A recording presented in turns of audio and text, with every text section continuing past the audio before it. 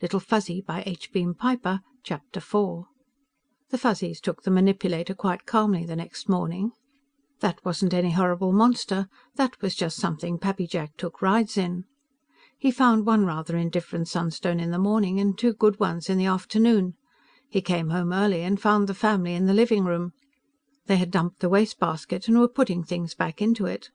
Another land prawn seemed to have gotten into the house. Its picked shell was with the other rubbish in the basket. They had dinner early, and he loaded the lot of them into the air jeep and took them for a long ride to the south and west. The following day he located the flint vein on the other side of the gorge and spent most of the morning blasting away the sandstone above it. The next time he went into Mallorysport, he decided he was going to shop around for a good power shovel. He had to blast a channel to keep the little stream from damming up on him. He didn't get any flint cracked at all that day. There was another harpy circling around the camp when he got back. He chased it with the manipulator and shot it down with his pistol. Harpies probably found Fuzzies as tasty as Fuzzies found land prawns. The family were all sitting under the gun rack when he entered the living room. The next day he cracked flint and found 3 more stones. It really looked as though he had found the dying place of the jellyfish at that. He knocked off early that afternoon, and when he came in sight of the camp he saw an air jeep grounded on the lawn, and a small man with a red beard in a faded khaki bush jacket sitting on the bench by the kitchen door, surrounded by Fuzzies. There was a camera and some other equipment laid up where the Fuzzies couldn't get at it. Baby Fuzzy, of course, was sitting on his head. He looked up and waved, and then handed Baby to his mother, and rose to his feet. "Well, what do you think of them, Ben?" Jack called down as he grounded the manipulator. "My God, don't start me on that now," Ben Rainsford replied, and then laughed. "I stopped at the constabulary post on the way home. I thought George Lunt had turned into the biggest liar in the known galaxy. Then I went home and found your call on the recorder, so I came over here." "Been waiting long?" The Fuzzies had all abandoned Rainsford and come trooping over as soon as the manipulator was off contragravity. He climbed down among them, and they followed him across the grass, catching at his trouser legs and yeeking happily. "Not so long." Rainsford looked at his watch. "Good Lord, 3.5 hours is all. Well, the time passed quickly. You know, you little fellows have good ears. They heard you coming a long time before I did." "Did you see them killing any prawns?" "I should say. I got a lot of movies of it." He shook his head slowly. "Jack, this is almost incredible." "You're staying for dinner, of course." "You try and chase me away. I want to hear all about this. Want you to make a tape about them, if you're willing." "Glad to. We'll do that after we eat." He sat down on the bench, and the Fuzzies began climbing upon and beside him. "This is the original Little Fuzzy. He brought the rest in a couple of days later. Mamma Fuzzy and Baby Fuzzy, and these are Mike and Mitzi. I call this one Coco because of the ceremonious way he beheads land prawns." "George says you call them all Fuzzies. Want that for the official designation?" "Sure. That's what they are, isn't it?" "Well, let's call the order Hollowayans," Rainsford said. "Family, Fuzzies. Genus, Fuzzy. Species, Holloway's Fuzzy. Fuzzy Fuzzy Holloway. How'll that be?" That would be all right, he supposed. At least they didn't try to Latinize things in extraterrestrial zoology anymore. "I suppose our bumper crop of land prawns is what brought them into this section." "Yes, of course. George was telling me you thought they'd come down from the north. About the only place they could have come from. This is probably just the advance guard. We'll be having Fuzzies all over the place before long. I wonder how fast they breed." "Not very fast. 3 males and 2 females in this crowd, and only 1 young one." He set Mike and Mitzi off his lap and got to his feet. "I'll go start dinner now. While I'm doing that, you can look at the stuff they brought in with them." When he had placed the dinner in the oven and taken a couple of highballs into the living room, Rainsford was still sitting at the desk, looking at the artifacts. He accepted his drink and sipped it absently, then raised his head. "Jack, this stuff is absolutely amazing," he said. "It's better than that. It's unique, only collection of native weapons and implements on Zarathustra." Ben Rainsford looked up sharply. "You mean what I think you mean?" he asked. "Yes, you do." He drank down some of his highball, set down the glass and picked up the polished horn prawn killer. "Anybody who does this kind of work is good enough native for me." He hesitated briefly. "Why, Jack, this tape you said you'd make, can I transmit a copy to Juan Jimenez? He's chief mammologist with the company science division. We exchange information. And there's another company man I'd like to have hear it. Gerd van Riebeek.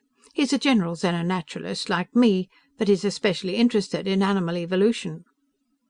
"Why not? The Fuzzies are a scientific discovery.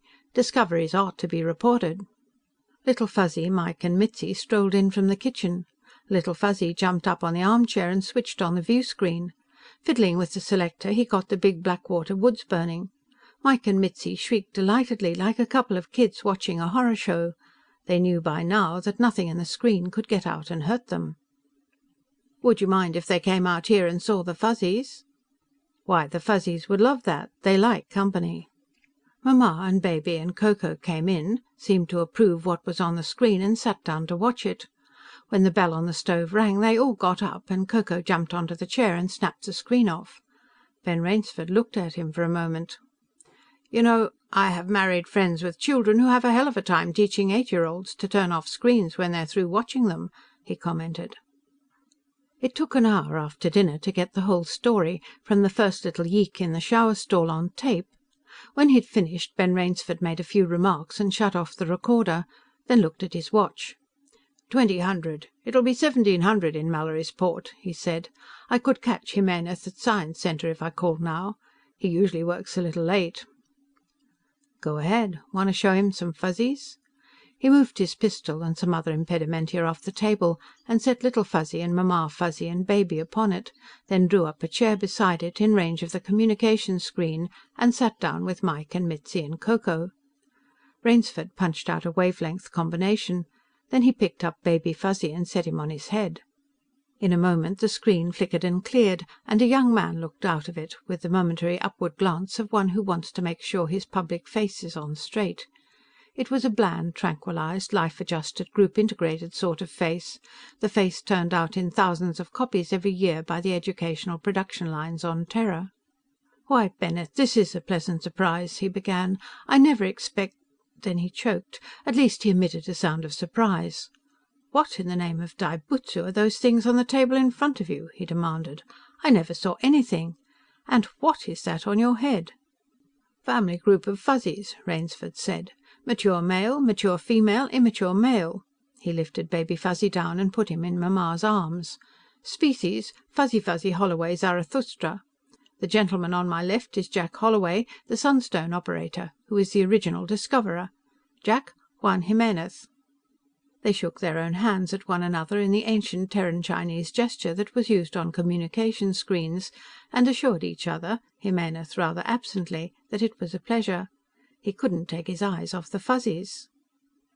"Where did they come from?" he wanted to know. "Are you sure they're indigenous?" "They're not quite up to spaceships yet, Dr. Jimenez. Fairly early Paleolithic, I'd say."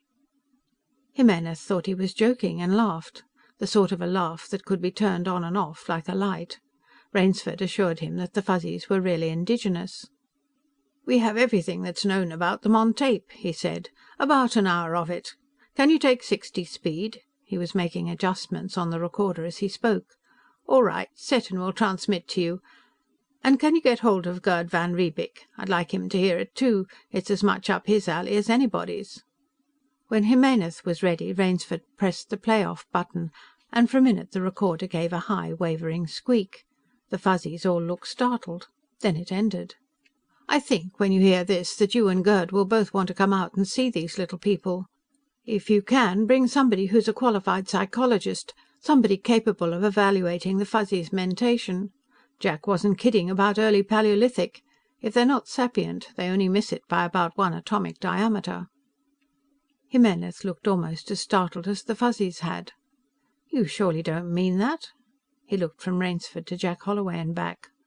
"Well, I'll call you back when we've both heard the tape. You're 3 time zones west of us, aren't you? Then we'll try to make it before your midnight. That'll be 2100. He called back half an hour short of that. This time it was from the living room of an apartment instead of an office. There was a portable record player in the foreground, and a low table with snacks and drinks, and 2 other people were with him. One was a man of about Jimenez's age, with a good-humoured, non-life adjusted, non-group integrated and slightly weather-beaten face. The other was a woman with glossy black hair and a Mona Lisa-ish smile. The Fuzzies had gotten sleepy and had been bribed with Extee-3 to stay up a little longer. Immediately they registered interest. This was more fun than the viewscreen. Jimenez introduced his companions as Gerd van Riebeek and Ruth Ortheris. "Ruth is with Dr. Mallin's section. She's been working with the school department and the juvenile court. She can probably do as well with your Fuzzies as a regular xenopsychologist." "Well, I have worked with extraterrestrials," the woman said. "I've been on Loki and Thor and Shesha." Jack nodded. "Been on the same planets myself. Are you people coming out here?"